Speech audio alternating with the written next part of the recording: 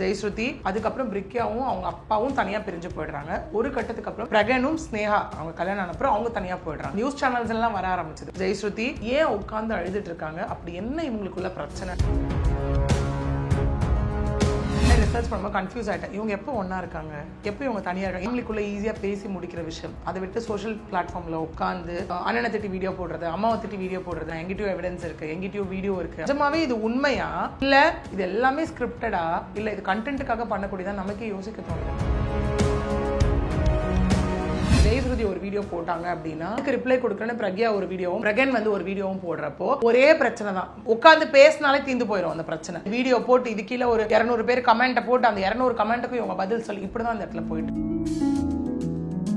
அவங்க வீட்டுக்குள்ளாரையே வந்து அவங்கள அடைச்சு வச்சு என்னை வந்து வெளியவே விட மாட்டாங்க, சாப்பாடு கொடுக்க மாட்டாங்க, எனக்கு தண்ணி கொடுக்க மாட்டாங்க. நிறைய வீடியோஸ் வந்து நல்லா அதில் பார்க்க முடியும். வந்து அவங்க அம்மாவை வந்து அடைச்சு கொடுமைப்படுத்தினாங்களா? அப்படி இருந்தா கம்ப்ளைண்ட் போயிருக்கணும்ல. இந்த வீடியோவை எடுத்து யூடியூப்ல போட்டு மக்கள் பார்த்து அதுல பணம் வர்றது அப்படிங்கிறது இஸ் நாட் அ சொல்யூஷன். இதுல இங்க போடுறதுனால யாரும் அதை தட்டி கேட்க போறது கிடையாது.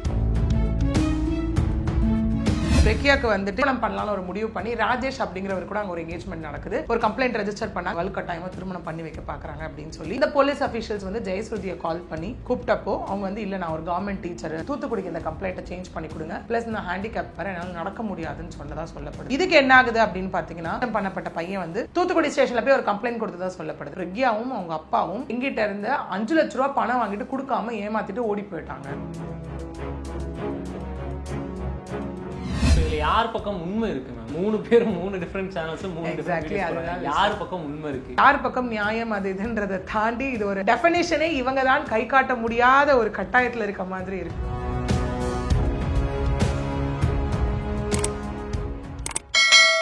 ஆரோஸ் நேயர்களுக்கு வணக்கம். இன்னைக்கு நம்ம கூட இணைஞ்சிருக்கிறது அட்வொகேட் பிரியதர்ஷினி மேம் தான். வணக்கம் மேம். ரொம்ப நாளாகவே வந்து ஜெயஸ்ருதி அம்மாவுடைய இஷ்யூ வந்து சோஷியல் மீடியாலையும் சரி எல்லாரிடையுமே வந்து அதிகமாக பேசப்பட்டு வருது. அது என்ன பிரச்சனை அப்படிங்கிறது யாருக்குமே தெளிவாக தெரியல. ஸோ அது என்ன பிரச்சனை மேம்? ஸோ இது நீங்கள் பார்த்தீங்கன்னா ஒரு காலத்தில் அந்த எங்கள் வீட்டில் எல்லா நாளும் கார்த்திகை அந்த மாதிரி ஒரு ஃபேமிலியாக இருந்த ஒரு விஷயம்தான் அங்கே.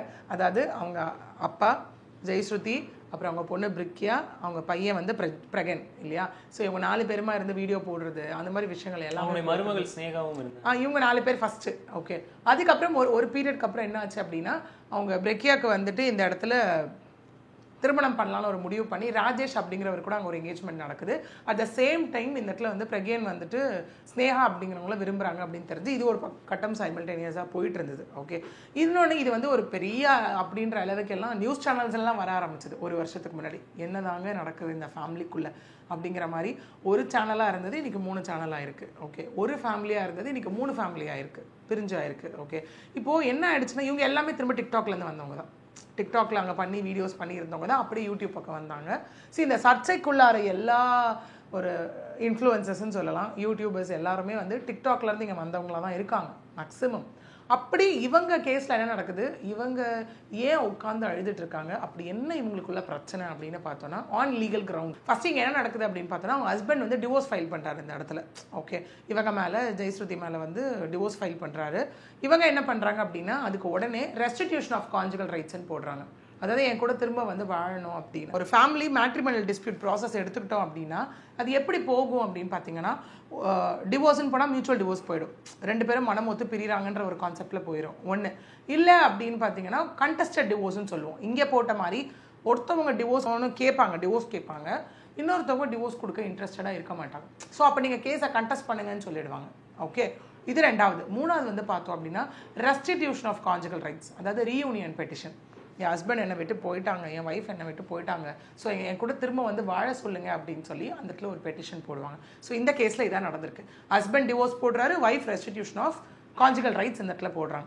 இது இப்படியே போயிட்டுருக்கு. ஒரு கட்டத்துக்கு மேலே என்ன ஆகுது அப்படின்னா 2023 ஜெயஸ்ருதி என்ன பண்ணுறாங்கன்னா டொமஸ்டிக் வயலன்ஸ் கேஸ் ஃபைல் பண்ணுறாங்க. ஹஸ்பண்ட் மேலேயும் ஹஸ்பண்டோட அப்பா அம்மா மேலேயும் குடும்பத்தை. ஏன்னா டொமஸ்டிக் வயலன்ஸ் நமக்கே தெரியும், ஹஸ்பண்டையும் இழுப்போம், குடும்பத்தாரையும் இழுத்துருவாங்க அந்த இடத்துல. அவங்க மேலே டொமஸ்டிக் வயலன்ஸ் ஃபைல் பண்ணுறாங்க. ஃபைல் பண்ணி மெயினாக அவங்க என்ன கேட்குறாங்கன்னா, என்னை வந்து அந்த வீட்டுக்குள்ளே இருக்க விட மாட்டேங்கிறாங்க. மேட்ரிமோனியல் ஹோம்னு சொல்லுவோம். ஹஸ்பண்ட் அண்ட் ஒய்ஃப் எங்கே வாழ்ந்துட்டு இருக்காங்களோ அதை நம்ம மேட்ரிமோனியல் ஹோம்னு சொல்லுவோம். ஓகே, அந்த மேட்ரிமோனியல் ஹோம்குள்ளே என்னை வந்து வாழ விட மாட்டேங்கிறாங்க. திரும்ப நான் அந்த வீட்டுக்குள்ளே போய் வாழணும், அதுக்கு இந்த கோர்ட்டு தான் வழிவகை செஞ்சு கொடுக்கணும் விசாரிச்சு அப்படிங்கிற மாதிரி ஒன்று போடுறாங்க. அதோட ஜட்மெண்ட் பார்த்தீங்கன்னா December 5, 2024 ஜட்மெண்ட் வருது. இல்லை நீங்கள் உங்கள் வீட்டுக்குள்ளே போய் திரும்ப வாழலான்னு. ஏன்னா டிவோர்ஸ் ப்ரொசீடிங்ஸ் பொறுத்த வரைக்கும் டிவோர்ஸ் ப்ராசஸ் போயிட்டே இருந்தாலும் டில் ஜட்மெண்ட் வர வரைக்கும் ஒரு விஷயம் டிசைட் ஆகிற வரைக்கும் அந்த மனைவி அந்த வீட்டிலே இருக்கலாம். ஓகே, ஸோ இந்த மாதிரி விஷயத்துக்கு கிரவுண்ட்ஸ் கீழே இவங்க போடுறாங்க. போட்டதுக்கப்புறம் என்ன ஆகுது அப்படின்னா, அந்த ஜட்மெண்ட் வருது இல்லையா, அந்த ஜட்மெண்ட் இது பண்ணிவிட்டு இவங்க சோஷியல் வெல்ஃபேர் ஆஃபீஸரை கூப்பிட்டுட்டு இந்த ஜெயஸ்ருதி என்ன பண்ணுறாங்கன்னா December 19, 2024 தூத்துக்குடியில் இருக்க அவங்க ஹஸ்பண்ட் இருக்க வீட்டுக்கு வந்துட்டு போகிறாங்க. போய் லைக் இந்த மாதிரி கோர்ட் ஆர்டர் வந்துருச்சு, என்னை சேர்ந்து வாழ சொல்லிட்டாங்க, நான் வீட்டுக்குள்ளே வருவேன் அப்படின்னு சொல்லி போகிறாங்க. பட் அவங்களும் அவங்க பொண்ணு பிரக்யாவும் அலோவ் பண்ணுற மைண்ட் செட்டில் இல்லை வீட்டுக்குள்ளே விட முடியாது அப்படின்னு சொல்லி ஒரு பெரிய பிரச்சனை நடக்குது. அப்புறம் என்ன ஆகும், இப்போ எல்லாருமே கேட்குறாங்க, ஐயோ கோர்ட் ஆர்டரை மதிக்கலாம் என்ன பண்ணுறது அப்படின்னு. அதுக்கப்புறம் அவங்க என்ன பண்ணுறாங்கன்னா கண்டெம்ட் ஆஃப் கோர்ட் ஃபைல் பண்ணுறாங்க கோர்ட்டில். ஏன்னா நம்ம என்ன சொல்லுவோம்னா, no one is above law, nothing is above லான்னு சொல்லுவோம். ஸோ கோர்ட்டு கொடுத்த ஒரு உத்தரவையே அவங்க இந்த இடத்துல மதிக்கலை அப்படின்னு சொல்லி ஒரு கண்டெம்ட் ஆஃப் கோர்ட் போட்டிருக்காங்க. அந்த கண்டெம்ட் ஆஃப் கோர்ட் வந்து இப்போ போயிட்டுருக்கு. ஓகே, ஸோ இங்கே எல்லாருமே வந்து என்னங்க ஒன்றா தானே இருந்தாங்க, என்னங்க இது கதை அப்படின்லாம் கேட்டோன்னா, ஒரு கட்டத்துக்கு அப்புறம் என்ன ஆகுது அப்படின்னு பார்த்தோன்னா 2022 2 வருஷத்துக்கு முன்னாடி எல்லாம் ஒன்றா இருந்த ஃபேமிலி ஜெயஸ்ருதி இருக்காங்க. அதுக்கப்புறம் பிரிக்யாவும் அவங்க அப்பாவும் தனியாக பிரிஞ்சு போயிடுறாங்க. ஒரு கட்டத்துக்கு அப்புறம் இந்த பிரகனும் ஸ்னேகா அவங்க கல்யாணம் ஆனப்புறம் அவங்க தனியாக போயிடுறாங்க. இதுதான் இப்போது ஒரு ஃபேமிலி 3 ஃபேமிலியாக வாழ்ந்துட்டு வர ஒரு விஷயம். இப்போ அதே மாதிரி நீங்கள் சொல்கிறதுல இருந்து தெரிய வந்தது என்ன அப்படின்னா, அவங்க வந்து ஒரு ஃபேமிலியாக இருந்து 3 ஃபேமிலியாக போயிருக்காங்கன்னு சொல்கிறாங்க.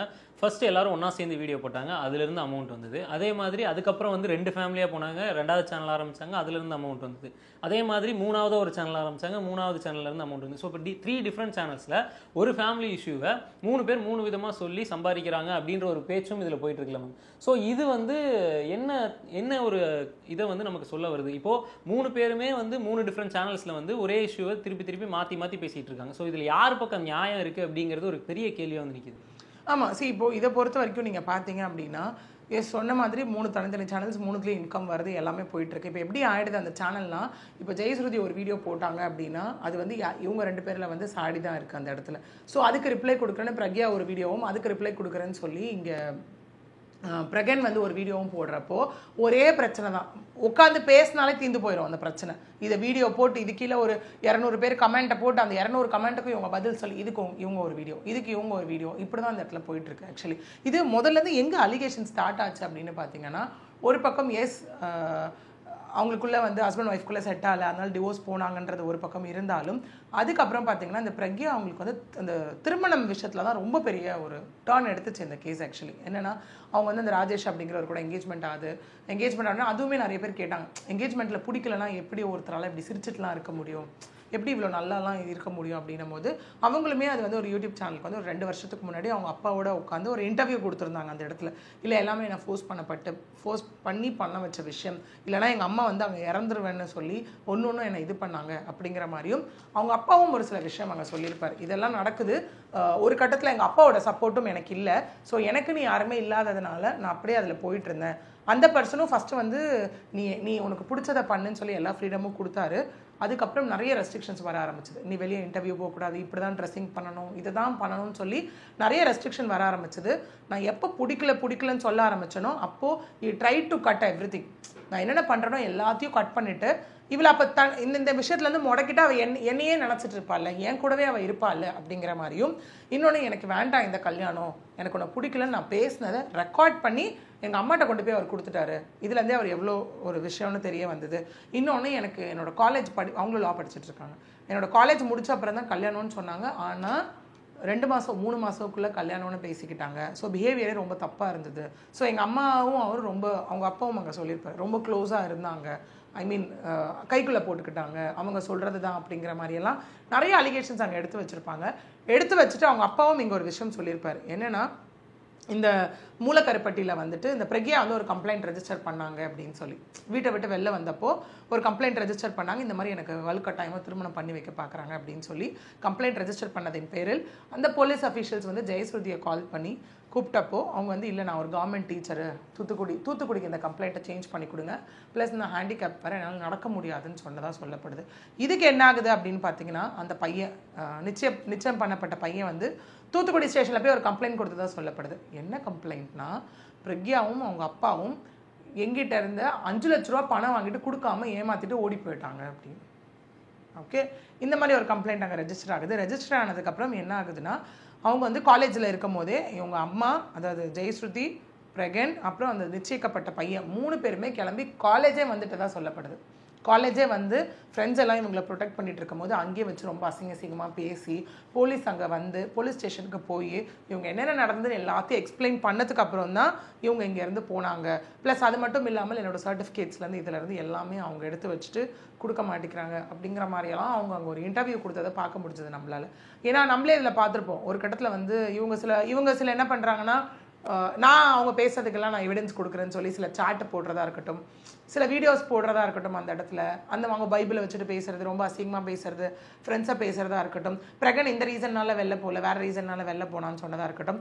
திரும்ப என்னாச்சுன்னா இந்த பிரகன் கூட சேர்ந்து இப்போது அவங்க கூட சேர்ந்த மாதிரி வீடியோ போட்டது, தென் அவங்க ப்ரெக்னெண்ட்டாக இருக்கும்போது போய் வளையல் போட்டு விட்டது, இந்த மாதிரி விஷயங்கள்லாம் இருக்கட்டும். இந்த மாதிரி என்னதாங்க நடக்குது இந்த குடும்பத்துக்குள்ளே அப்படின்னு பார்த்தோன்னா எனக்கே தலை சுற்றுது ஆக்சுவலி இதுக்குள்ளே. ஸோ இதே மாதிரி அந்த இடத்துல வந்து அவங்களுக்கு கொலை மிரட்டல் வந்ததாக கூட சொல்லப்படுது மேம். அது என்ன ரீசன், அது யார் கொடுத்த கொலை மிரட்டல் அப்படிங்கிறது? இல்லைங்க, பிரக்யா தான் அந்த விஷயத்தையுமே அவங்க அப்பா பேசும்போது சொல்லியிருந்தாங்க, கொலை மிரட்டல்லாம் எங்களுக்கு வருது அப்படின்னு சொல்லி. அந்த பையனை கல்யாணம் பண்ணிக்கணும் இல்லைன்னு சொல்கிற மாதிரி அந்த பையன் சைட்லேருந்து எங்களுக்கு வந்துச்சு அப்படிங்கிற மாதிரிலாம் சொல்லியிருந்தாங்க. இவங்களும் ஒரு சைடு அப்போ என்ன பண்ணாங்க அப்படின்னா தலையில் தண்ணியெல்லாம் எடுத்து ஊற்றிக்கிட்டு எனக்கு பொண்ணே கிடையாது அப்படிங்கிற மாதிரியெல்லாம் அவங்க பேசியிருந்தாங்க. ஒரு கட்டத்துக்கு மேலே என்னென்ன நடக்குதுன்னு எங்கள் அப்பா எல்லாத்தையும் நோட் பண்ண ஆரம்பித்தார். அதனால தான் எங்கள் அப்பா வந்து என் கூட சப்போர்ட்டாக நின்னாருன்னு அந்த இடத்துல பிரக்யா சொல்லியிருந்தாங்க. அது மட்டும் இல்லாமல் இப்போ எனக்குமே ஒரு கேள்வி இருக்கீங்க, அஸ் ஹஸ்பண்ட் ஒரு பொண்ணு விஷயத்த, பையன் விஷயத்த, பசங்க விஷயத்த டிசைட் பண்ணணும்னா ஹஸ்பண்ட் ஒய்ஃப் 2 பேர் சேர்ந்து தானே முடிவெடுக்கணும் கண்டிப்பாக. அப்போ ஏன் நீங்கள் உங்கள் பொண்ணு ஒய்ஃப் பண்ணுற விஷயத்துக்குலாம் நீங்கள் ஏன் அமைதியாக இருந்தீங்க அப்படிங்கிற ஒரு விஷயம் இருக்குல்ல. கேட்டால் அப்போ அவர் சொன்ன வார்த்தை என்னவா இருந்தது அப்படின்னா எனக்கு அங்கே வாய்ஸே கிடையாது, நான் சொல்கிறது எதுவுமே கேட்க மாட்டாங்க அப்படிங்கிற மாதிரியும், ஏதோ ஹார்பிக் குடிக்கிறன்ற மாதிரிலாம் இங்கே ட்ராமா நடந்தது அப்படிங்கிற மாதிரியும், இந்த மாதிரி வந்துட்டு நிறைய விஷயங்கள் வந்துட்டு அவங்களுக்குள்ளே போயிட்டே இருக்கீங்க. பட் இவங்களும் என்ன சொல்கிறாங்க அப்படின்னா என் ஹஸ்பண்ட் கூட என்னை சேர்ந்து வாழ விட மாட்டேங்கிறா, ஓகே என் பொண்ணு தான் இருந்தாலும் அவள் வாழ விட மாட்டேங்கிறா, எல்லாத்து லைஃப்பை பார்க்கணும் அப்படிங்கிற மாதிரி இவங்களும். இப்போ இந்த பிரக்யனும் இந்த மாதிரி உள்ள நிறைய விஷயங்கள், நிறைய உள்ள இப்படி இந்த ட்ராமா சீரீஸ் மாதிரி இந்த மாதிரி நிறைய விஷயங்கள் இவங்களுக்குள்ளே போயிட்டு இருக்கிறத நம்மளால் பார்க்க முடியுது. இப்போ அதே மாதிரி அவங்க அம்மா வந்து நிறைய அழுகிற வீடியோஸ் நிறைய போட்டிருக்காங்க. அதில் வந்து ஒரு வீடியோவில் என்ன அப்படின்னா அவங்க வீட்டுக்குள்ளாரையே வந்து அவங்கள அடைச்சி வச்சு என்னை வந்து வெளியவே விட மாட்டுறாங்க, எனக்கு சாப்பாடு கொடுக்க மாட்டுறாங்க, எனக்கு தண்ணி கொடுக்க மாட்டுறாங்க அப்படின்னு சொல்லி நிறைய வீடியோஸ் வந்து நிறைய அது வந்துட்டு ஒரு சீரீஸ் ஆஃப் வீடியோஸாகவே வந்து நம்மளால் அதில் பார்க்க முடிஞ்சுது. ஸோ அது உண்மையாலுமே வந்து அவங்க அம்மாவை வந்து அடைச்சி கொடுமைப்படுத்தினாங்களா? அப்படி இருந்தால் கம்ப்ளைண்ட் போயிருக்கணும்ல. இப்போ நம்ம லீகலாக அந்த இடத்துல பேசியிருக்கோம், நான் அதுதான் கேட்குறேன். அந்த மாதிரி ஏதாவது ஒரு விஷயம் நடக்குது அப்படின்னா இம்மீடியட்டாக கம்ப்ளைண்ட் போயிருக்கணும்ல. ஆக்சுவலி அவங்க கண்டிப்பாக இதை செஞ்சுருக்கணும். ஏன்னா பாதிக்கப்பட்டவங்க யாராக இருந்தாலும் அடுத்தது நீங்கள் இவ்வளோ ப்ராசஸ் அவங்க பண்ணது எல்லாமே correct. when it comes to divorce போட்டாங்க, ரெஸ்டிடியூஷன் போட்டாங்க, domestic violence, contempt of court எல்லாமே கரெக்ட். அப்போ இதுவும் நீங்கள் ஸ்டேஷனில் போயிருக்கணும், இதுவும் நீங்கள் கம்ப்ளைண்ட் தானே கொடுத்துருக்கணும். இந்த வீடியோவை எடுத்து யூடியூப்பில் போட்டு மக்கள் பார்த்து அதில் பணம் வர்றது அப்படிங்கிறது it is not a solution. இதில் இங்கே போடுறதுனால யாரும் அதை தட்டி கேட்க போகிறது கிடையாது. ஓகே, எங்கே நீங்கள் எந்த பிளாட்ஃபார்மை நீங்கள் அணுகுனா உங்களுக்கு எங்கே ரெமெடி கிடைக்குமோ அங்கே நீங்கள் அப்ரோச் பண்ணியிருக்கணும் அந்த விஷயத்தை. பட் அது பண்ண மாதிரி தெரியலை. ஸோ இவ்வளோ கஷ்டங்கள் இருக்கும்போதும் அவங்க வந்து கடைசியாக ஒரு வீடியோ போட்டிருந்தாங்க. அந்த வீடியோவில் என்ன சொல்லியிருக்காங்க அப்படின்னா ஜெயஸ்ருதி அம்மா வந்து நான் வீடு கட்டிக்கிட்டு இருக்கேன் அழுதுகிட்டே சொல்கிறாங்க. இதையும் வந்து அழுத மாதிரியே தான் சொல்கிறாங்க. அழுத மாதிரி சொல்லிவிட்டு மறுபடியும் வந்து என்கிட்ட இருக்க ஒரு இடத்துல, அதையும் பெரிய இடம்னு சொல்லி டிஸ்கிரைப் பண்ணி எனக்கு கவர்மெண்ட்லேருந்து வர காசுலையும் அதேமாதிரி லோன் போட்ட காசுலையும் யூடியூப்லேருந்து வர காசுலையும் தான் நான் வந்து வீடு கட்டிகிட்டு இருக்கேன் அப்படின்றாங்க. ஸோ இவ்வளோ கஷ்டங்கள் இருக்கும்போதும் அந்த வீடு கட்டுறதுக்கு பணம் எங்கேருந்து வருது அப்படின்ற ஒரு விஷயம் வந்து பெருசாக இன்றைக்கி இந்த இன்ஃப்ளூயன்சஸ் அப்படின்னும் போது இந்த ஓவர் நைட் ஒப்பாமா அப்படிங்கிற கான்செப்ட் தான் மேக்ஸிமம் இன்றைக்கி ஒரே ஃபேமிலியாக இருந்தாலும் 5 சேனல் 4 சேனல் அப்படிங்கிறது ஆயிடுச்சு. ஓகே, நல்ல இன்ஃப்ளூயன்சஸ் நல்ல சேனல்ஸுமே இருக்குது இந்த இடத்துல. அதாவது ஸ்டடீஸை பற்றி சொல்லித்தரது, லைஃபை இது விளாகிங் பற்றி, அப்புறம் அடுத்து லைஃப்பில் என்ன மாதிரி போகலாம் அப்படிங்கிற மாதிரி நிறைய யூஸ்ஃபுல்லான வீடியோஸ் இருக்குது. ஆனால் நம்ம மக்கள் எதை தேடி தேடி போய் பார்க்குறாங்க? சொல்லுங்க. நம்ம வீட்டில் கூட பிரச்சனை நடந்தால் யாருக்குமே தெரியாது, அப்படியே உட்காந்துருப்பாங்க. இந்த மாதிரி பிரச்சனை முன்னாடி சீரியலுக்கு என்ன மோகம் இருந்ததோ அந்த விஷயம் இப்போ இங்கே இருக்குது. என்ன பிரச்சனை நடக்குது, இவங்க என்ன பதில் சொல்லிட்டாங்க, ஐயோ இந்த மாதிரி வீடியோ போட்டாங்க, இங்கேருந்து இங்கே வீடியோ வரும், இல்லை வரை கீழே கமெண்ட்ஸ் வரும், உங்கள் வீடியோ எப்போ வரும் நான் எதிர்பார்த்துட்டு இருந்தேன் அப்படிங்கிற மாதிரியெல்லாம். அகெயின் மக்கள் தான் இங்கே காரணம். ஏன்னா நான் நிறைய இடத்துல அதை ரெஜிஸ்டர் பண்ணியிருக்கேன். இந்த திவ்யா கள்ளச்சியை அரெஸ்ட் பண்ணதுக்கு அப்போ பார்த்தீங்கன்னா திவ்யா அந்த விஷயத்தில் எல்லாமே அரெஸ்ட் பண்ணும்போது ஆபாசமாக பேசுகிறாங்க. இப்போ வந்து ரீசெண்டாக சாதனா போய் கம்ப்ளைண்ட் கொடுத்த விஷயமா இருக்கட்டும், ரவுடி பேபி சூர்யாவாக இருக்கட்டும், அந்த சித்ராவாக இருக்கட்டும், எல்லாருமே சொல்கிற விஷயம் அங்கே என்ன, மெயினாக சித்ரா சொன்ன விஷயம் என்னவா இருக்குன்னா, சரி நாங்கள் அசிங்கமாக பேசுகிறோம் எல்லாமே பண்ணுறோம்ல, அந்த இடத்துல எங்களுக்கு பணம் கொடுக்குறது யார்? வியூஸ் மூலியமாக மக்கள் தானே அந்த இடத்துல. ஸோ எங்களுக்கு வியூஸ் மூலியமாக பணம் கொடுக்குறது மக்கள் தானே. அவங்க எல்லாம் ஏன்னா எனக்கு இந்த சேனல்லேருந்து 1 லட்சம் வருது, அந்த சேனல்லேருந்து 1 லட்சம் வருது, அதுலேருந்து 60,000 வருது அப்படிங்கிற மாதிரிலாம் சொல்லும் போது மக்கள் இதை பார்க்குறத ஸ்டாப் பண்ணிட்டாங்க அப்படின்னா எங்களுக்கு எங்கேருந்து வருமானம் வரும்? வருமானம் வராது. அப்போ ஆட்டோமேட்டிக்காக இந்த பிளாட்ஃபார்மை காலி பண்ணிட்டு நாங்கள் எல்லாம் வெளியில் போயிடுவோம் அப்படிங்கிறது நம்ம ப்ராக்டிக்கலாக யோசிச்சோன்னா அது உண்மையான விஷயம் தானே இந்த இடத்துல. அப்போ இது வந்து நிஜமாவே இது உண்மையா இல்லை இது எல்லாமே ஸ்கிரிப்டடா இல்லை இது கண்டென்ட்டுக்காக பண்ணக்கூடியதான் நமக்கே யோசிக்க தோணுதில்ல. அதுதான் இப்போ எல்லாருக்குமே ஒரு பெரிய கேள்வியாகவே இருக்குது. இப்போ வந்து அவங்க கண்டென்ட்டுக்காகவே பண்ணிட்டு இருந்தாங்க அப்படின்னா அதாவது கண்டென்ட்டுக்காக தான் பண்ணுறாங்க, இல்லை அப்படின்னா அவங்க ஒரு சொல்யூஷன் தேடி இருக்கணும்ல அப்படின்ற ஒரு விஷயம் வந்து அதுதாங்க. நானுமே இப்போ எனக்குமே கமெண்ட்டில் கேட்டவங்க எல்லாருக்குமே, இன்பாக்ஸில் வந்து கேட்டவங்க எல்லாருக்குமே நான் அதுதான் சொல்கிறேன். ஹெல்ப் பண்ணுங்கன்னா என்ன ஹெல்ப் பண்ணணும் இந்த இடத்துல? பாதிக்கப்பட்டவங்க போய் முதல்ல லீகல் பிளாட்ஃபார்ம் அப்ரோச் பண்ணாங்களான்றது இங்கே ஒரு கொஸ்டின் இருக்குல்ல. ஏங்க இவ்வளோ பாதிக்கப்படுறாங்க, அடித்து வச்சு இது பண்ணுறாங்க, எல்லாமே பண்ணுறாங்க, இவ்வளோ கஷ்டம் இருக்குது, எல்லாமே இருக்குது. சரி நீங்கள் அந்த டிவோர்ஸ் ப்ராசஸ் அது வரைக்கும் பொறுத்த வரைக்கும் நீங்கள் எடுத்துட்டீங்க. பட் இதுக்கெல்லாம் நீங்கள் என்ன லீகல் ப்ராசஸ் எடுத்தீங்க? இதான் ஒன்று எடுத்தால் தானே உங்களுக்கு ஹெல்ப் பண்ண யாரோ ஒரு லீகல் ப்ரொஃபஷனல் உள்ளே வருவாங்க. எதுவுமே இல்லாமல் வந்துட்டு நீங்கள் உட்காந்து வீடியோ போடுறதுனால என்ன யூஸ் இருக்குது? இப்போ அவங்களுடைய பொண்ணு பிரிக்கியா வந்து ஒரு கொஞ்ச நாளைக்கு முன்னாடி ட்ரோல் பண்ணி அவங்க அண்ணனையும் அவங்க அம்மாவையும் ட்ரோல் பண்ணி போடுறாங்க. அதே மாதிரி கொஞ்ச நாளுக்கு அப்புறம் வந்துட்டு அவங்க அண்ணனை திட்டியே வீடியோ போடுறாங்க. ஸோ இதில் வந்துட்டு நம்ம என்ன தெரிஞ்சுக்கிறது? இப்போ வந்து அவங்க வந்து ஃபஸ்ட்டு சப்போர்ட் பண்ணி போடுறாங்க, அண்ணனுக்கு வந்து சப்போர்ட் பண்ணி போடுறாங்க.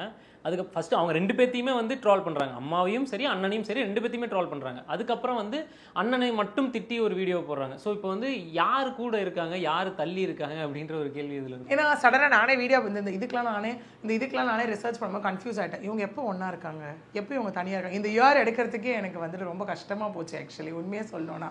ஓகே, ஏன்னா அது இருக்குங்க, குடும்பம்னா சண்டை சச்சரவு எல்லாமே இருக்கும் அந்த இடத்துல. ஓகே, இந்த மாதிரி ஏன் பண்ணணும், இந்த மாதிரி ஏன் இந்த விஷயங்கள் எடுத்துகிட்டு போகணும் அப்படிங்கிறது ஒன்று இருக்கு இல்லையா? ஓகே, இது ஏன் திட்டணும், ஏன் வைக்கணும், ஏன் திரும்ப ஒன்று சேர்ந்துக்கணும், ஏன் இதை பண்ணணும், இதை முதல்ல ஏன் எக்ஸ்போஸ் பண்ணணும்? ஃபேமிலிக்குள்ளே ஈஸியாக பேசி முடிக்கிற விஷயம், அதை விட்டு சோஷியல் பிளாட்ஃபார்மில் உட்காந்து அண்ணனை திட்டி வீடியோ போடுறது, அம்மாவை திட்டி வீடியோ போடுறது, அப்புறம் அவங்க கூடயே சேர்ந்துட்டு போகிறது, திரும்ப கொஞ்ச காலத்துக்கு அப்புறம் அவங்கள திட்டி வீடியோ போடுறது, எனக்கும் தெரியும் என்னென்னலாம் பண்ணானே, எங்கிட்டயும் எவிடன்ஸ் இருக்குது, எங்கிட்டயும் வீடியோ இருக்குது அப்படிங்கிற மாதிரி சொல்கிற விஷயம்லாம் இது என்னன்றது வந்து இங்கே எடுத்துக்க முடியல. அப்போ ப்ரைவேட் எது, பப்ளிக் எது அப்படிங்கிற மாதிரி ஒரு விஷயம் வருதுல்ல. இங்கே எல்லாருமே இப்போ நம்மளே ஒரு விஷயம் யாரோ ஒரு பர்சன் கூட நமக்கு சண்டை வருது, இல்லை நம்மளை அவங்க திட்டாங்க அப்படின்னும் போது ஒரு வாட்டி அமைதியாக இருப்போம், 2 வாட்டி அமைதியாக இருப்போம், 3வது வாட்டி என்ன பண்ணுவோம்? போய் கம்ப்ளைண்ட் கொடுப்போமா? அந்த விஷயம் ஏன் இந்த ஃபேமிலிக்குள்ளே நடக்க மாட்டேங்குதுன்னு தான் எனக்கு புரியவே இல்லை. அதே மாதிரி அவங்க அம்மா வந்து எவ்வளோதான் அழுது போட்டாலும் ஒரு வீடியோ நல்லா அழுகுறாங்க, அடுத்த வீடியோ வந்து ஃபுல்லாக வந்து ஒரு புடவை வாங்கியிருக்கேன், நான் இங்கே போக போகிறேன், நான் இங்கே போக போகிறேன், ஒரு டான்ஸ் வீடியோ போடுறாங்க. அதே மாதிரி வெளியில் வந்து இங்கே ஒரு ட்ராவல் பண்ணுற வீடியோ அந்த மாதிரிலாம் போட்டு மறுபடியும் அழுகிற மாதிரி போடுறாங்க. ஸோ இப்போ இதில் வந்து போஸ்டிங் டைமுங்கிறது உண்மையா, இல்லை வந்து அவங்க லைஃப்பில் நடக்கிறதுங்கிறது உண்மையா, இல்லை அவங்க ஸ்கிரிப்ட் பண்ணி பண்ணுறாங்களா? ஏன்னா இங்கே எல்லாமே இந்த 3 பேர் அதான் இப்போ 3ஆக பிரிஞ்சுட்டாங்கல்ல, எல்லாருக்குமே ரொம்ப சர்க்காஸ்டிக்காக இருக்கிறத நம்மளால் பார்க்க முடியுது. அந்த ஒரு ரொம்ப குத்தி பேசுறது, அந்த நக்கலாக பேசுறது, இந்த மாதிரி விஷயங்கள், நான் இப்படி இவ்வளோ அனுபவிச்சேன் அவ்வளோ அனுபவிச்சேன் இதெல்லாம் பண்ணேன் அப்படிங்கிற ஒரு விஷயம். நீங்கள் அனுபவிச்சிங்க எல்லாமே ஓகே, ஒன்ஸ் அது வெளில வந்து சொல்லிட்டீங்கன்னா அதோட முடிச்சுட்டு உங்கள் வேலையை நீங்கள் பார்க்கணும். அது ஏன் டெய்லி சொல்லி ஏன் அதை பண்ணணும்? அதுதான் விஷயம். இந்த ஜெயஸ்ருதி அவங்க அம்மா அவங்க பார்த்தீங்கன்னா எஸ் லீகல் ப்ரொசீடிங்ஸ் கரெக்டாக தான் போயிட்டுருக்கு இந்த இடத்துல. ஓகே, பட் அதை தாண்டி ஒரு விஷயம் கோர்ட்டில் ப்ராசஸ் ஆகும்போது இதெல்லாம் பண்ணும்போது ஏன் இதை உட்காந்து இங்கே பிளாட்ஃபார்மில் பேசணுன்றதான் விஷயம். இதனால் என்ன கிடைக்க போகுது? மேலும் மேலும் அசிங்கமும் அவமானமும் மட்டும்தான் இதனால கிடைக்க போற விஷயமா இருக்கு. இப்போ இதுல யார் பக்கம் உண்மை இருக்கு மேம்? ஏன்னா 3 பேரும் 3 டிஃபரெண்ட் சேனல்ஸ் 3 எக்ஸாக்ட்லி அதுதான் யார் பக்கம் உண்மை இருக்கு. சரி, உண்மைன்றதை தாண்டி இங்கே என்ன லீகல் ப்ரொசீடிங்ஸ் மட்டும் தான் நம்ம பேச முடியும் ஆக்சுவலி. ஆமாம், பாதிக்கப்பட்டாங்க போட்டாங்க. அவருமே அந்த கோர்ட் ஆர்டரை மதிச்சிருக்கணும், மதிக்கலை. சரி, கண்டெம்ட் ஆஃப் கோர்ட் அந்த இடத்துல போட்டிருக்காங்க. அதுக்கு என்ன ரீசன்? கோர்ட் எல்லாத்தையும் விசாரிச்சு தான் முடிவு பண்ணியிருப்பாங்க. இவங்க பக்கம் நியாயம் இருக்குன்னு தெரிஞ்சதுனால தான் கோர்ட் அந்த ஆர்டரை கொடுத்துருக்காங்க. அதையும் மதிக்கலன்னும் போது கண்டெம்ட் ஆஃப் கோர்ட் கண்டிப்பாக அதையும் மதிச்சு தான் ஆகணும். இது வந்து கோர்ட்டு அவமதிப்பு அப்படிங்கிறது பெரிய குற்றம் தான் இந்த இடத்துல. ஓகே. ஸோ அப்படி இருக்கும்போது யார் பக்கம் நியாயம் அது இதுன்றதை தாண்டி இது ஒரு டெஃபினேஷனே இவங்க தான் கை காட்ட முடியாத ஒரு கட்டாயத்தில் இருக்க மாதிரி இருக்குது இந்த விஷயம். நன்றி. நன்றி.